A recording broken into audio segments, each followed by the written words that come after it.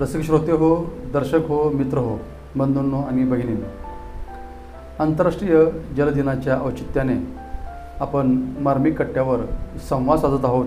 आमचे सन्मित्र माननीय श्री विश्वंभर नारायण काशीसाहेब यांच्याशी. काशीसाहेब, जल व्यवस्थापन म्हणजे काय याचा ऊहापोह आपण मागच्या प्रश्नामध्ये केला.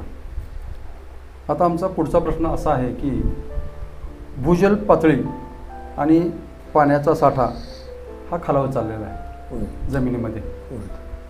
मग ती आपली जमिनीमधली पातळी, पाण्याची पातळी वाढली पाहिजे म्हणून ग्रामीण भागामध्ये सर्वांनी मिळून कोणते प्रयत्न केले पाहिजेत असं तुम्हाला वाटतं?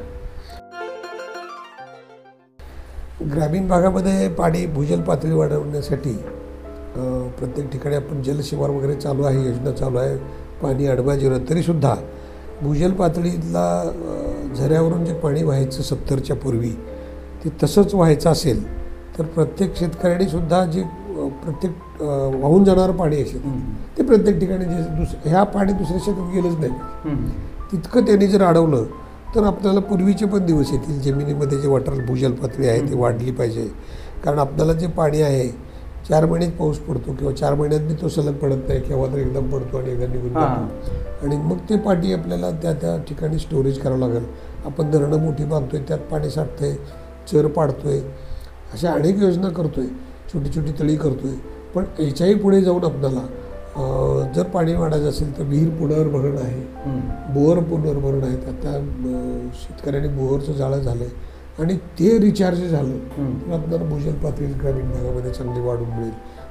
त्या भरत असताना त्या भरासाठी जर खड्डे काढले, शोषखड्ड्या शोषखड्डे म्हणून घ्यायचे आणि त्यातही पाणी साठवून घ्यायचं. जे पूर्वी जे शिवकालीन होतं साठा करायचे आणि ते पाणी वापरलं जायचं, तशा पद्धतीत आजही लोकांनी जे पावसाचं वाहून जाणारं पाणी आहे असे चौकोनी खड्डे काढून त्या स्टोरेज करून तसे तलाव जमिनीखाली जर भूगर्भात केले आणि हे जर असं जर प्रत्येक ठिकाणी प्रत्येक गावात, म्हणजे पूर्वी कसं गावतळ्याला आणि गावासाठी असायचं, गावापुरतं पाणी आणावं.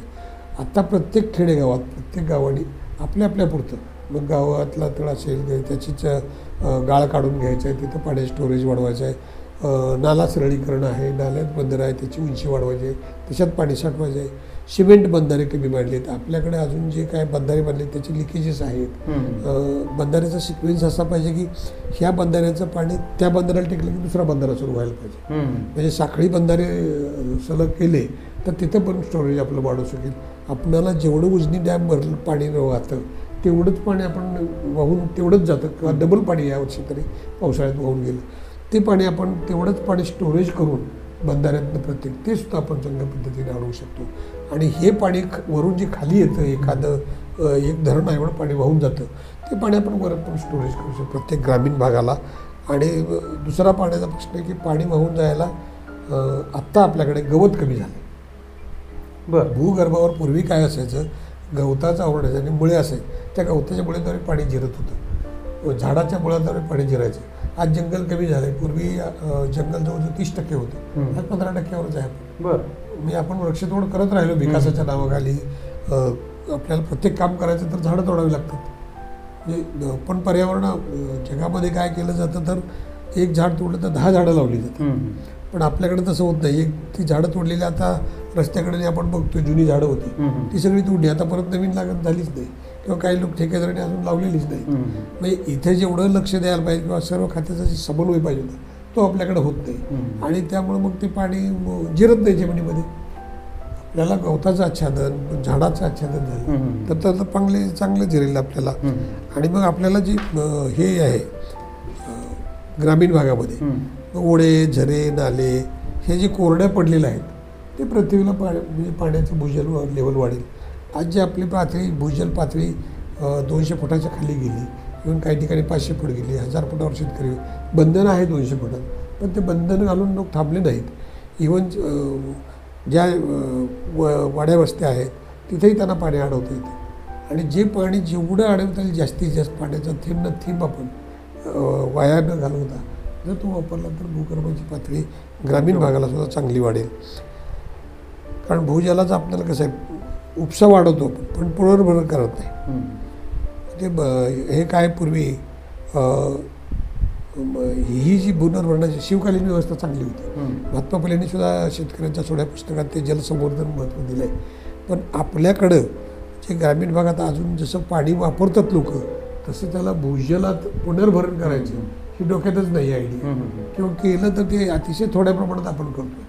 आपल्याला जे व्यापक प्रमाणात भूजल पुनर्भरण होण्यासाठी जे वाढायला पाहिजे, किंवा आपण उपसा सिंचन योजना आता करतोय, त्यातनं पाणी येतं, त्यात तलाव भरून घेतोय, हे रिचार्ज करण्याची प्रोसेस कंटिन्युअस जर आपल्या ग्रामीण भागामध्ये राहिली तर ग्रामीण भागाला पाणी पुरवठा चांगला होईल आणि भूजल चांगल्या स्थितीत राहील, नदी नाले वाहते राहतील आणि बंधारे मात्र आपल्याकडे जे लिकेज राहतं, बंधाऱ्यातनं पाणी वाहून जाते ग्रामीण भागामध्ये.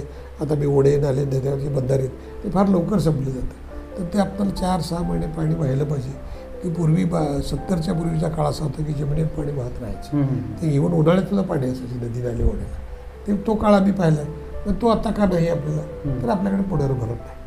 आणि म्हणून सगळ्या प्रकारचं पुनर्भरण केलं, या जेवढे आपल्याला वॉटर सोर्सेस आहेत त्याचं पाण्याचं पुनर्भरण केलं तर आपल्याला पाणी कमी पडणार नाही, भूजल पातळी वाढेल.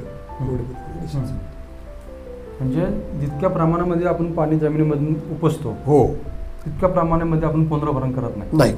त्यासाठी हे एकाचं काम आहे, सगळ्यांचं काम आहे. सगळ्यांचं काम. शासन असेल, प्रत्येक नागरिक असेल, शेतकरी असेल, सगळ्यांनी म्हणून पाण्याचा थेंब न थेंब अडवला तर आपल्याला पहिले दिवस पुन्हा पाहायला मिळतील असं तुम्हाला ओसाड माळरान आहे, तिथं पाणी वाहून जातं, तिथं झाडी लागली पाहिजे, तिथं गवताचं आवरण असलं पाहिजे, मग ते पाणी ऑटोमॅटिक जिरतं आणि जी धूप होती ती जमिनीची धूप पण थांबते. त्यात मल्टीपर्पज फायदा हे असतो. आता काय होतं, धूप होती, माती निघून जाते, गाळ निघून जातो, डोंगर कोरडे होत जातात, ओसाड माळरान राहतात, मग लोकांना पाणी मिळत नाही, दुष्काळ पडतो, जनावरं मरतात, माणसं मरतात. ही अवस्था जी होती ती केवळ या गोष्टी आपण त्याच्याकडे लक्ष न दिलं तर याकडे लक्ष द्यावं लागेल आणि भूजल पातळी वाढेल. म्हणजे भूजल पातळी वाढवायची असेल तर एकट्याचं काम नसून सर्वांनी मिळूनच ते काम केलं पाहिजे. अतिशय छान आणि सटीक मुद्दे तुम्ही आता आम्हाला सांगितले. धन्यवाद साहेब. थँक्यू.